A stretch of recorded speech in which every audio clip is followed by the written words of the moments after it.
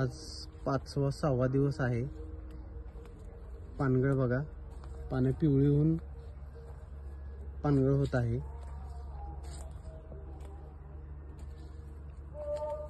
यामध्ये आपण PS40 2.5 ml, 05234 10 gram, peg 1 ml, इथ्रेल 3 ml ह्या पद्धतीने आपण सगळे एकत्र दिले आणि आरत परत एकाच लाईन मधून जाणे आणि त्याच लाईन मधून रिटर्न येणे ह्या पद्धतीने आपण इथ्रेल दिले। अतिशय छान पद्धतीने पानगळ चालू आहे। शेतकरी एकदम खुश आहे, कारण त्याचा छाटल्यानंतरचा जो पाला काढायचा जे एकरी 4000 रुपये खर्च आहे तो वाचलाय आणि बाग एक समान फुटायला पण चांगली मदत होते आणि पाला काढल्यानंतर तिथं आर्टिफिशियल जखम होते ती जखम पण होत नाही।